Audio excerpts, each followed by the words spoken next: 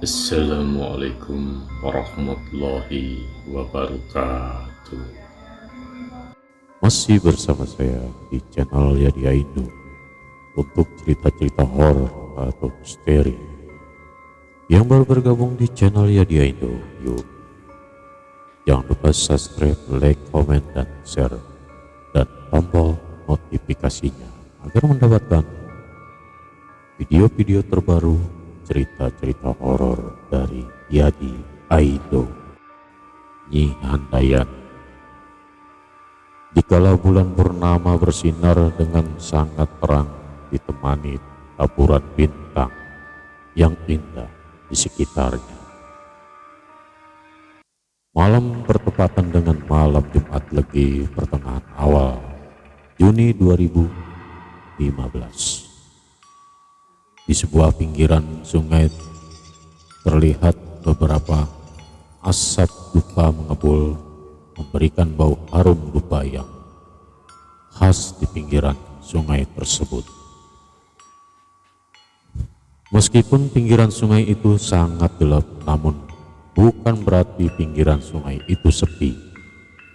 Bahkan bisa dibilang banyak orang yang silih berganti datang dan mandi pada malam hari.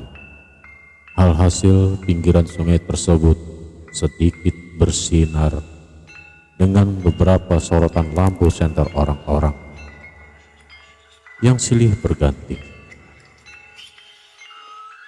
Sungai tersebut dinamai dengan Kali Tempur oleh para masyarakat sekitar.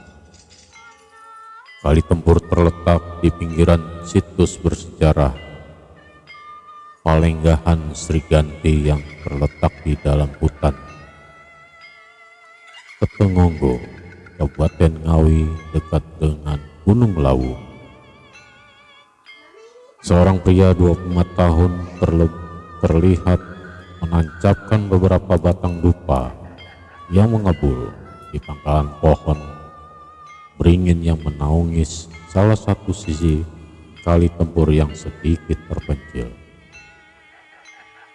Setelah menancapkan beberapa dupa itu, dia langsung bersila untuk bersemeditasi. Moga-moga berhasil, moga-moga berhasil. Batin pria itu dengan khawatir, wajahnya sama sekali tidak dipenuhi dengan hikmat dan konsentrasi. Melainkan wajahnya dipenuhi dengan kecemasan dan kebingungan. Perutnya juga terlihat beberapa kali berbunyi, menandakan dia belum makan pada malam hari itu.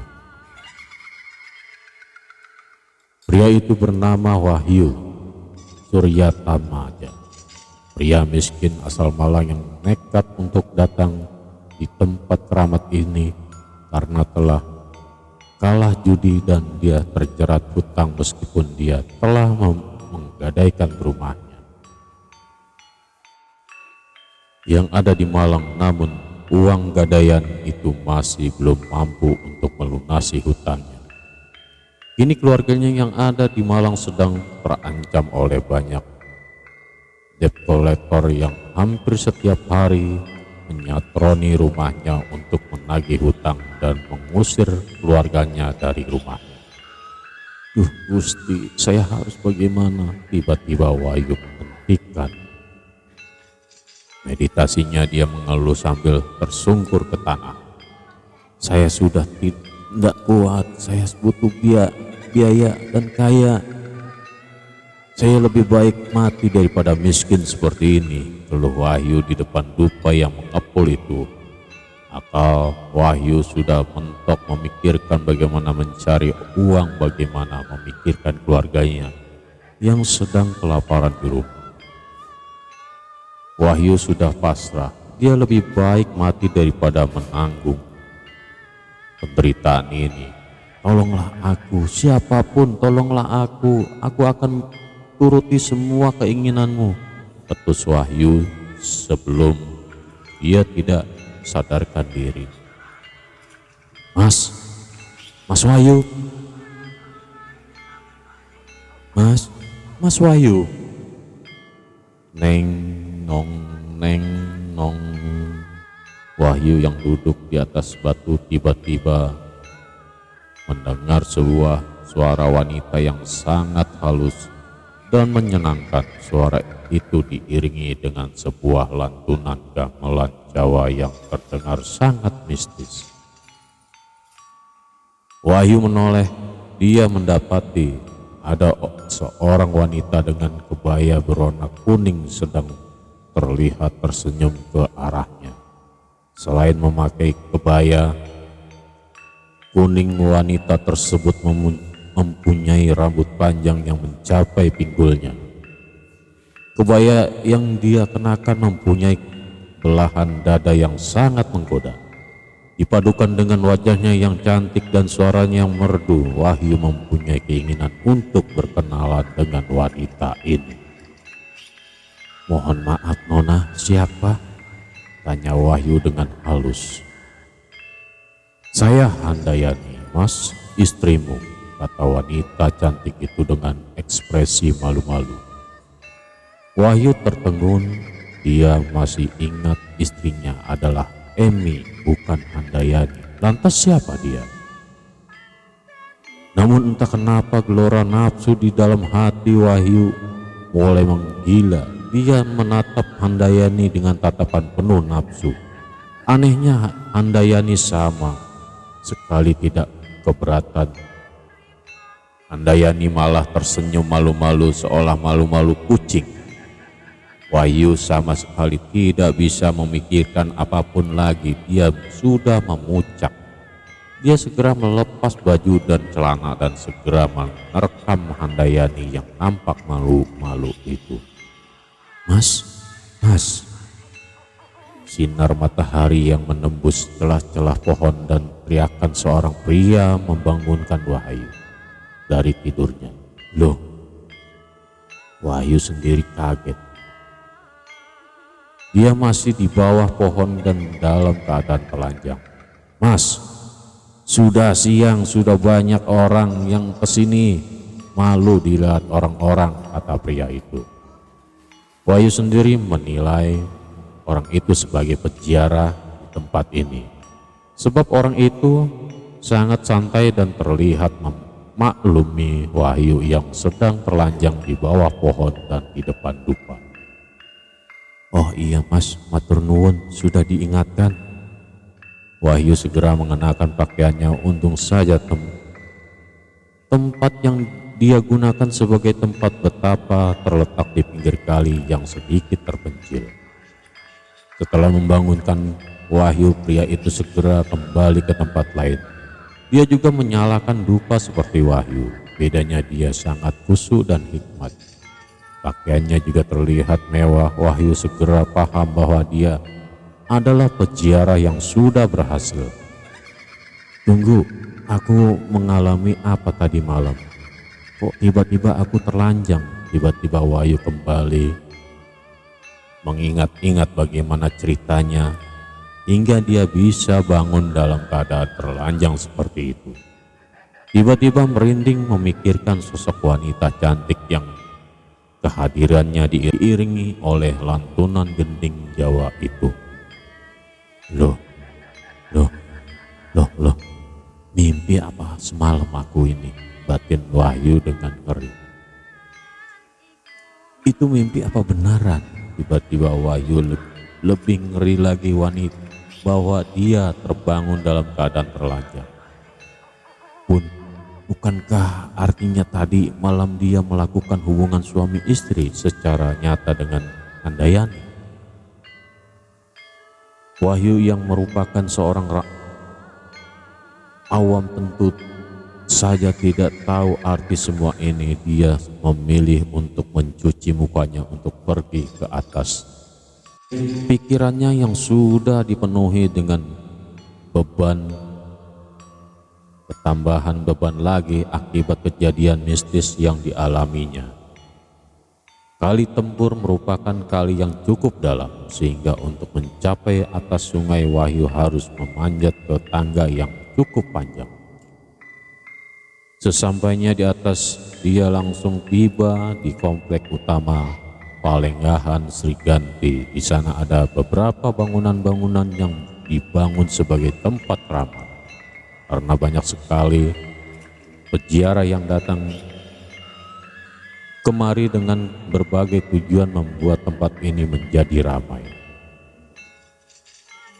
Alhasil, banyak warga sekitar yang mendirikan warung-warung di tempat ini. Selain menjadi tempat untuk berziarah dan persugihan, tempat ini juga dikenal sebagai tempat pelarian orang dengan berbagai masalah. Contohnya saja Wahyu itu.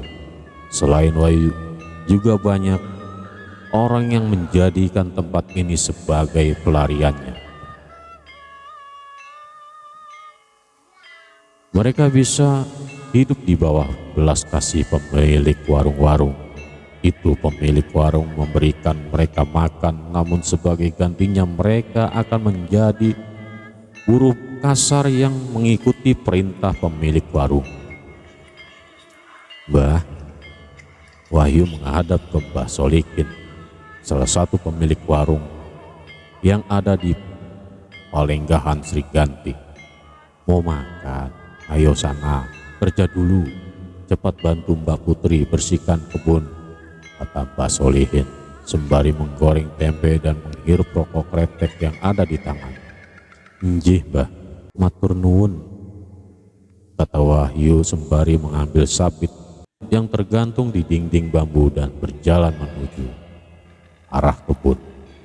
Mbah Solihin adalah pemilik warung yang Wahyu ikuti. Terkadang Mbah Solihin menyuruh Wahyu untuk menyajikan makanan, terkadang mencuci piring, atau terkadang juga seperti ini membantu membersihkan kebun. Pokoknya apa yang diperintahkan oleh Mbah Solihin akan dilaksanakan oleh Wahyu demi sesuap nasi. Di hutan Ketonggo yang merupakan tempat Palenggahan Sri Ganti ini bukanlah hutan majemuk, melainkan hutan jati yang merupakan kawasan yang berada di bawah naungan perhutani. Oleh karena itu pula beberapa kawasan memang diperbolehkan untuk dikelola warga sekitar. Yang penting tidak merusak atau mencuri pohon jati yang ada. Bisa dikatakan bahwa status hutan ini adalah hutan produksi, bukan hutan lindung. Mbah, Wahyu menyapa Mbah Karni yang merupakan istri dari Mbah Solihin. Ketika Wahyu datang, Mbah Karni terlihat sedang membersihkan gulma-gulma yang ada di pohon ketela yang Mbah Karni tanam. Oh iya leh, ndak sono, nang sana bersih-bersih, perintah Mbah Karni kepada Wahyu. Dengan sabit yang dia pegang pagi itu, Wahyu segera membantu Mbah Karni untuk membersihkan kebun ketela itu. Namun raut wajah Wahyu masih terlihat sangat gelisah. Dia masih saja memikirkan kejadian malam itu. Apa benar dia berhubungan dengan wanita cantik? Apa itu mungkin seorang wanita cantik tiba-tiba datang ke pinggir sungai yang terpencil? Le, kamu kok terlihat gelisah kayak gitu? Mikir makan? Wis toh, ikut aku saja, bantu-bantu di sini, gak apa-apa, kata Mbah Karni.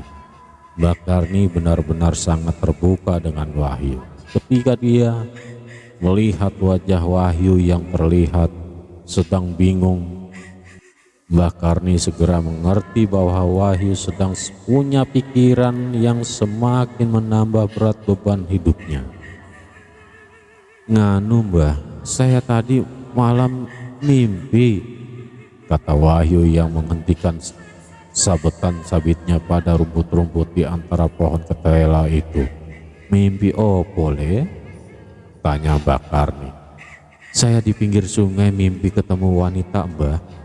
Wanita yang sangat cantik, pakai kebaya kuning, kata Wahyu dengan ekspresi sedikit ngeri. Alangkah kagetnya Mbah Karni mendengar cerita Wahyu. Le, bentar. Wanita itu rambutnya panjang dan kemunculannya ada gending Jawanya tidak? Loh iya Mbah, benar seperti itu, kata Wahyu. yang sangat kaget bahwa Mbak Karni tahu tentang sosok wanita yang ditemuinya. Lah, tapi Mbah, itu sebenarnya beneran apa tidak? Masa di pinggir sungai di dalam hutan kok ada wanita datang? Kayaknya aku cuma mimpi, Mbah, kata Wahyu. Itu bukan mimpi, Le. Cah bagus, kata Mbah Karni. Wanita itu namanya Handayani, apa bukan? Tanya Mbah Karni. Loh, enggak, Mbah. Handayani, betul itu, kata Wahyu yang tambah kaget. Lagi ketika mengetahui Mbah Karni mengetahui nama wanita tersebut. Walah cah bagus, bejo uripmu, bejo uripmu. Hidupmu sekarang sudah mendapatkan keberuntungan. Nyai Handayani itu empu kali tempur. Berarti Nyai Handayani wis ngerongake opo doamu, opo penjalukmu. Sebentar lagi kehidupanmu bakal berubah, Le, kata Mbak Karni. Entah mengapa melihat Mbak Karni yang antusias, Wahyu menjadi sangat bahagia, terutama soal keberuntungan. Keberuntungan apa yang akan dia dapat? Wahyu sudah tidak sabar untuk mendengar penjelasan Mbah Karni selanjutnya. Saya harus bagaimana, Mbah? Tanya Wahyu. Sudah, kembalilah ke warung lalu ceritakan kisahmu ini ke mbah lanangmu. Dia yang lebih tahu, kata Mbah Karni. Oh gitu ya, Mbah, kata Wahyu. Wahyu langsung bersemangat. Dia langsung berdiri dan bergegas menuju warung. Kala itu waktu masih menunjukkan pukul 7 pagi hingga para peziarah yang datang masih sedikit, sehingga warung Mbah Solihin juga masih sepi. Hanya ada Mbah Solihin yang melanjutkan kegiatan menggorengnya. Loh, Le, kok cepet banget? Tanya Mbah Solihin yang kaget akan kedatangan Wahyu. Nganu, Mbah, saya disuruh sama Mbak Putri untuk cepat-cepat menghadap kepada Anda, Mbah, kata Wahyu. Mbak Putri menyuruh kamu. Ayo, apa yang ingin kamu ceritakan? Kata Mbah Solihin sambil mematikan kompor dan menggorengnya. Jadi gini, Mbah, semalam saya ketemu sama Nyai Handayani, ujar Wahyu. Entah mengapa Mbah Solihin menjadi sangat kaget setelah Wahyu mengatakan hal ini. Mbah Solihin tiba-tiba berjalan kemudian menutup warungnya. Loh, kenapa ditutup, Mbah? Wahyu kaget dengan apa yang dilakukan oleh Mbah Solihin. Tiba-tiba Mbah Solihin menarik tangan Wahyu untuk menuju ke salah satu bilik kamar yang tidak pernah dibuka oleh Mbah Solihin sebelumnya. Ketika ruangan itu dibuka, bau gondok arum segera semerbak memenuhi hidung Wahyu. Ruangan itu hanya disinari dengan cahaya yang masuk dari satu-satunya genteng kaca yang ada di atap, membuat ruangan itu tidak terlalu terang dan tidak terlalu gelap, malah menambahkan kesan mistis ruangan itu bila dikombinasikan dengan bau gondok arum. Kali ini Wahyu duduk di depan Mbah Solihin. Ekspresi Mbah Solihin benar-benar sangat serius, membuat Wahyu sedikit gugup. Tujuan kamu kesini itu apa, Le? Tanya Mbah Solihin dengan tegas. Anu, Mbah, saya ingin kaya, kata Wahyu tampak malu-malu lagi. Dia sudah kehilangan sertifikat rumahnya, terjerat hutang, keluarganya juga terancam diusir. Sudah tidak ada waktu lagi untuk malu-malu, untuk mengakui butuh uang. Doamu sudah dikabulkan sama Yang Kuasa. Nyai Handayani mau menemui kamu, artinya Nyai mau bantu kamu, kata Mbah Solihin. Ayo, sekarang ceritakan pertemuanmu dengan Nyai Handayani. kata Mbah Solihin. Wahyu mengangguk, kemudian dia mulai menceritakan kisahnya yang pada malam Jumat Legi memasang dupa, kemudian tidak sadarkan diri itu. Wahyu juga tidak ragu menceritakan bagaimana dia mulai berhubungan intim dengan Nyai Handayani dan bagaimana dia bisa bangun dalam keadaan telanjang. Tidak ada ekspresi menghina sama sekali dari raut wajah Mbah Solihin. Hanya ada ekspresi menghina atau jijik dari wajah Mbah Solihin. Yang ada wajah Mbah Solihin semakin tegang saja. Kamu orang yang terpilih, Le, kata Mbah Solihin. Terpilih gimana, Mbah? Tanya Wahyu dengan bingung.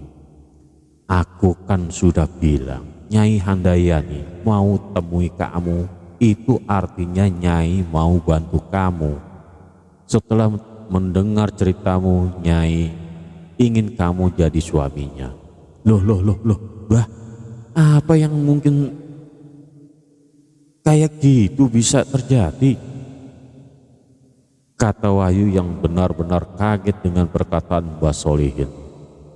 Menjadi suami istri dari jin, meskipun niat Wahyu dari awal ke tempat ini adalah untuk mencari persugihan.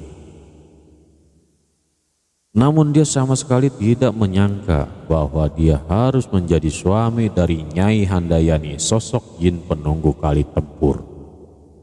Lecah bagus, kamu kesini tujuannya apa? Tanya Mbah Solihin dengan perlahan. Saya ingin sukses, Mbah. Saya ingin kaya. Saya sudah bosan sama kemiskinan. Saya, anak saya, dan istri saya sudah menunggu di Malang, kata Wahyu dengan penuh emosional. Le, rungokno aku, kata Mbah Solihin. Gak ada orang bisa sukses tanpa bersusah payah. Kamu sekarang pingin enaknya saja. Nyai Handayani bakal ngabulin keinginanmu kalau kamu mau nurutin keinginannya, kata Mbah Solihin. Sekarang aku tanya, kamu pingin kaya apa tidak? Tanya Mbah Solihin. Iya pingin, Mbah, kata Wahyu dengan tegas. Kalau pingin kaya semua ada aturannya. Nah sekarang kamu sudah ditunjukkan jalannya dan sudah dipilih sama Nyai.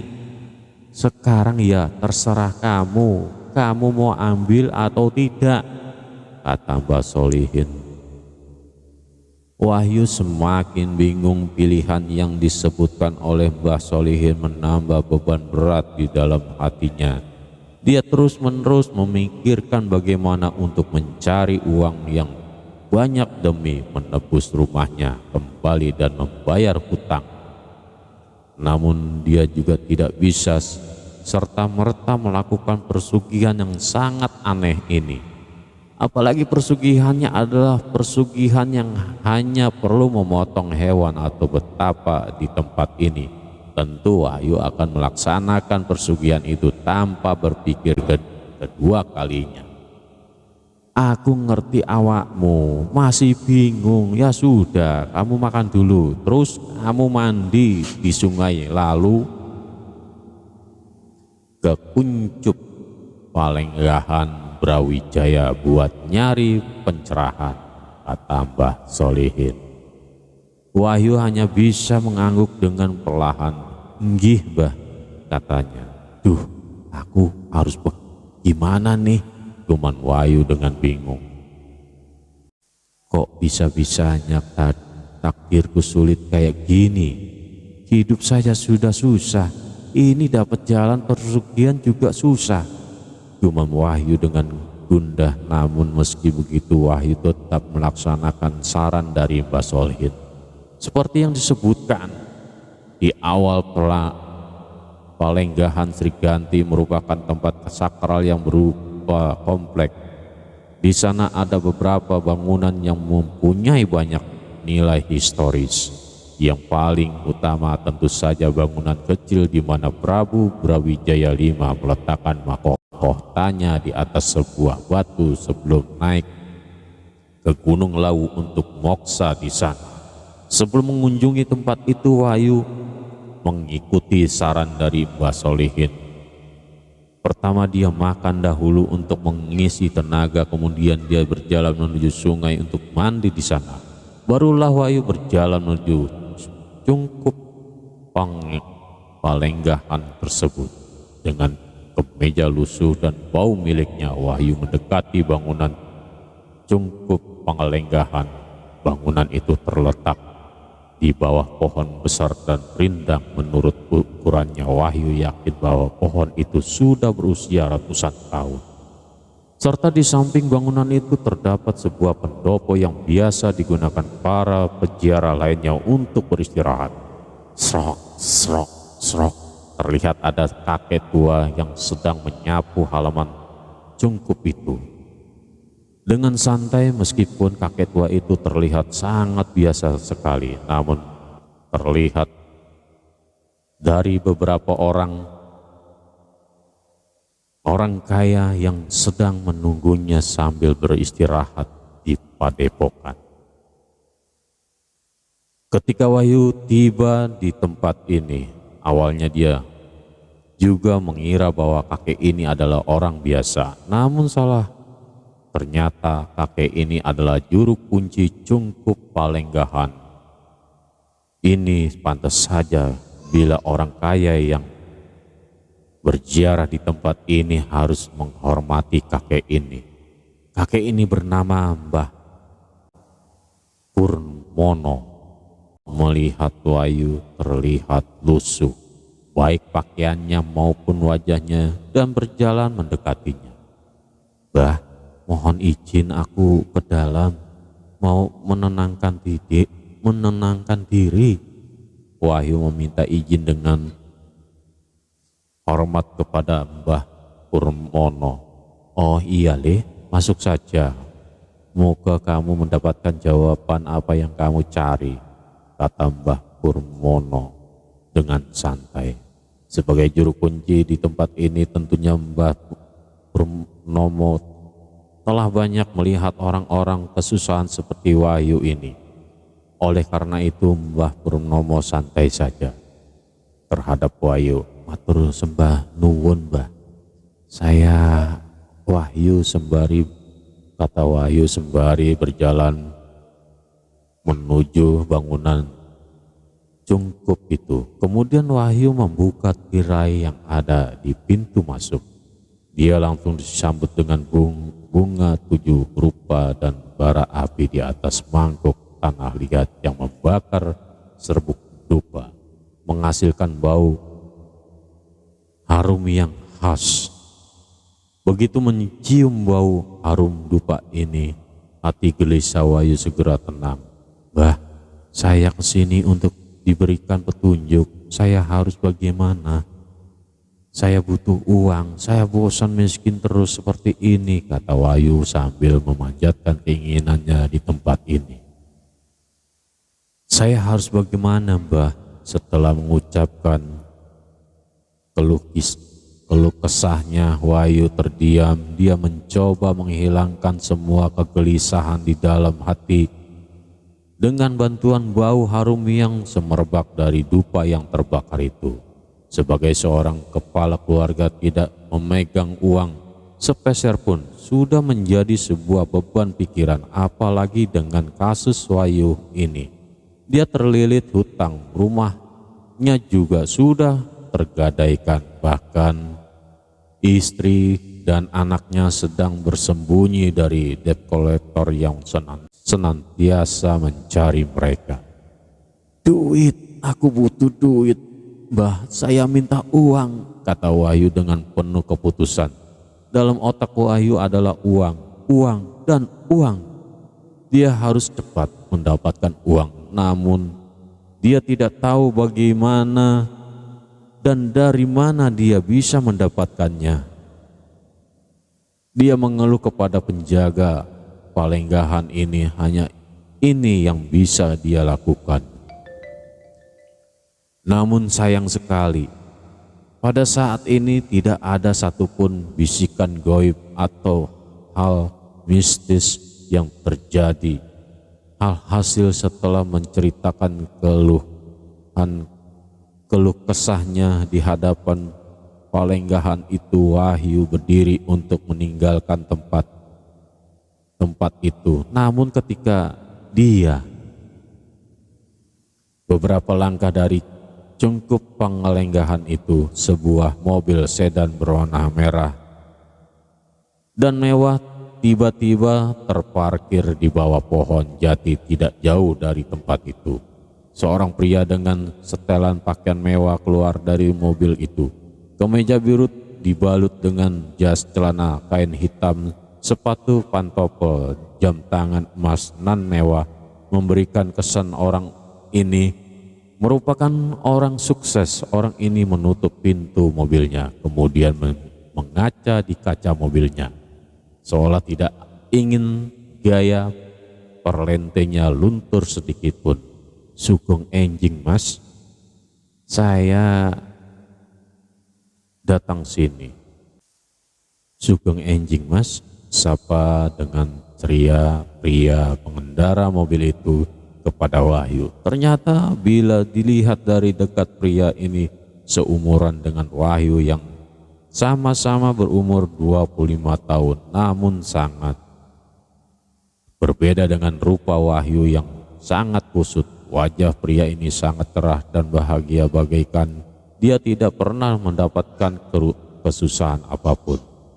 "Inje mas, sugeng enjing," kata Wahyu pada pria itu. Wahyu sendiri mengerti bahwa pria ini merupakan pria yang telah sukses berkat tempat ini. Kalau tidak, maka dia tidak mungkin pria ini datang dengan mobil mewah seperti ini.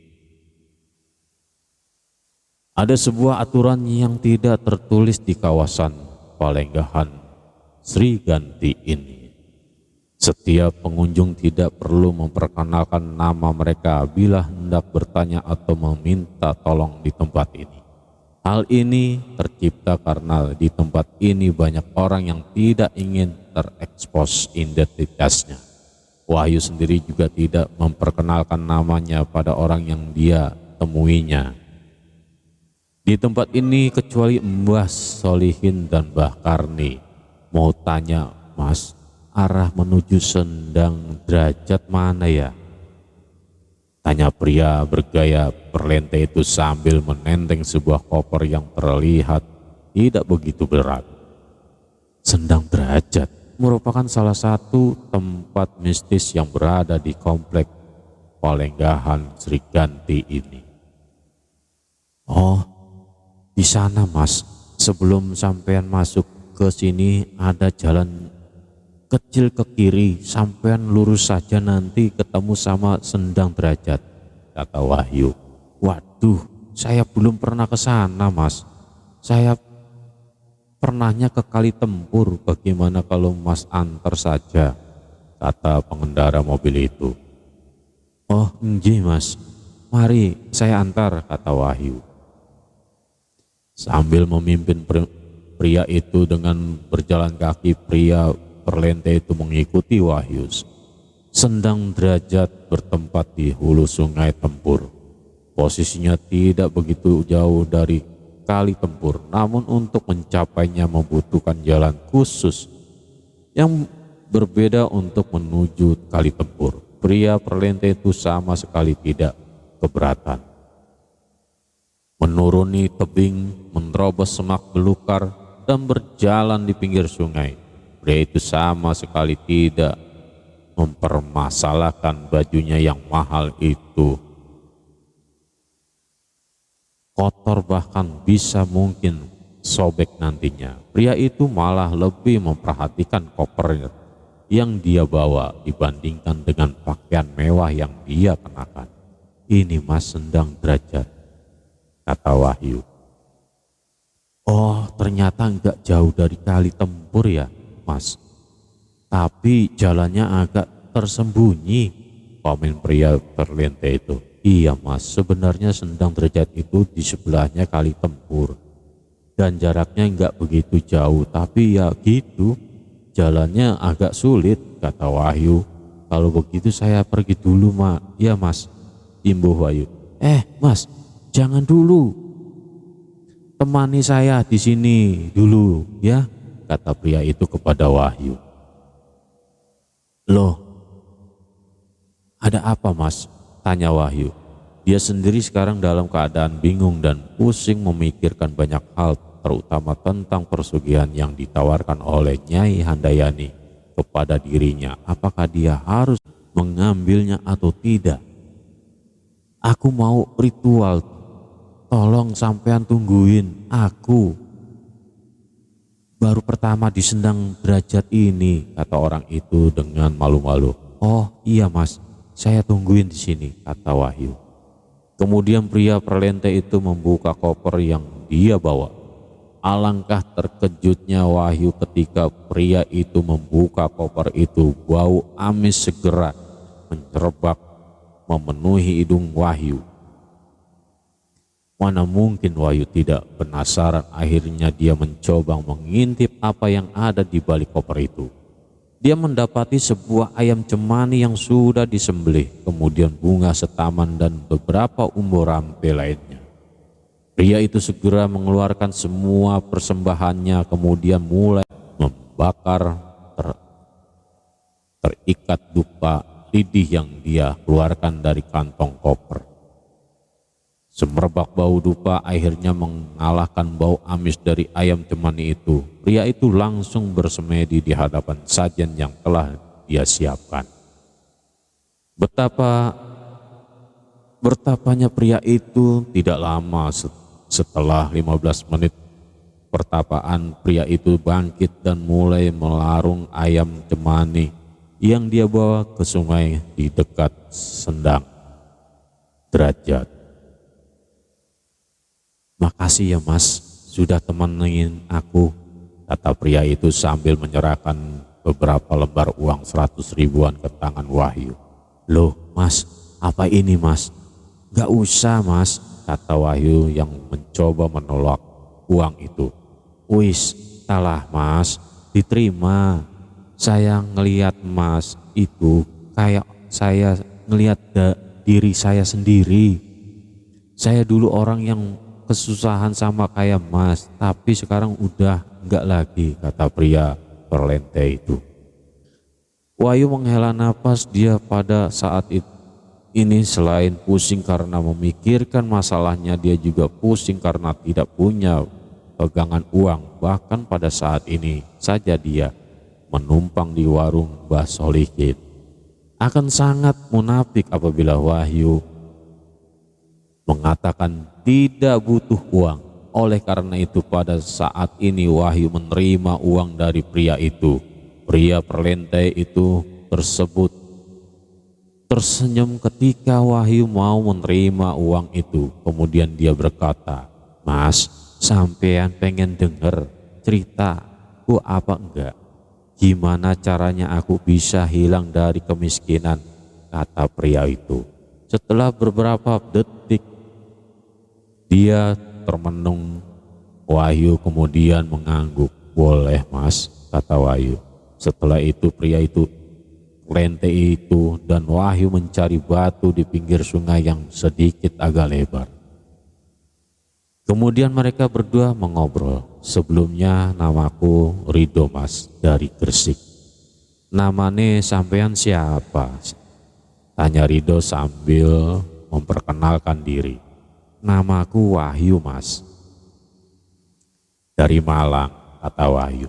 Gini mas Wahyu, pas saya tadi ketemu sama mas Wahyu, saya ini langsung teringat pas saya beberapa tahun yang lalu.